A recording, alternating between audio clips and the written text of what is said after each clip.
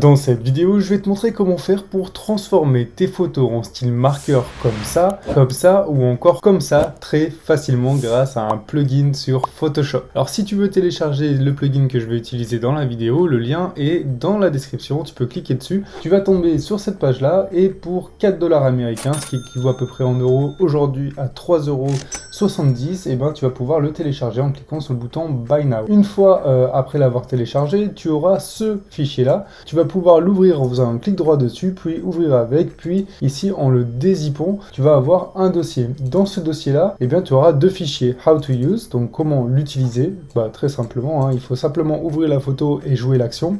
Et le deuxième fichier, c'est l'action, donc on va pouvoir double-cliquer dessus pour l'installer. Donc là, je double-clique dessus, ça l'ouvre sur Photoshop et automatiquement, tu vois, ça apparaît ici dans ce dossier là. Alors je l'avais déjà ouvert avant, c'est pour ça que ça apparaît deux fois, mais on va le supprimer ici. Voilà, ça doit s'ouvrir comme ça avec à l'intérieur trois outils, trois fonctionnalités, normal, medium et bold. Donc c'est les trois niveaux, les trois épaisseurs de marqueurs. Donc là j'ai déjà ouvert une photo qui est ici. Donc si je veux retrouver l'action, je vais dans fenêtre puis actions et ici je trouve mon dossier action. Ok, donc l'idée c'est d'ouvrir une photo d'abord et d'installer en double cliquant sur l'action. Donc ici quand on ouvre le dossier, on peut pas cliquer sur le bouton play parce que il faut ouvrir le sous-dossier et à l'intérieur, maintenant vous voyez c'est dégrisé, on peut cliquer sur le bouton play pour medium, normal ou bold. Donc ce qu'on va faire nous, c'est qu'on va utiliser normal, c'est ce que je conseille, ça va faire des traits beaucoup plus précis, beaucoup plus fins et surtout sur des images aussi grandes que ça. Après vous pouvez tester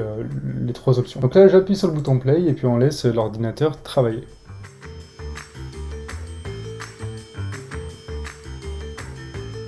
Et ça y est, l'ordinateur a réalisé toutes les actions qui se trouvent ici dans le sous-dossier, donc purger, dupliquer, créer, calquer, etc. Vous pouvez voir toutes les actions qu'il a fait tout seul qui se trouvent ici, et on va pouvoir étudier maintenant à quoi ça ressemble. Alors voilà l'image globale, franchement c'est bien réalisé. Je vais zoomer dessus pour y voir plus clair. Ok, donc là on voit bien, on me reconnaît bien, on voit bien les traits, franchement c'est super bien fait. Alors bien sûr vous pouvez aussi avoir seulement une portion d'image que vous pouvez découper. Vous pouvez maintenant faire ce que vous voulez, rajouter un texte, modifier certaines choses, etc.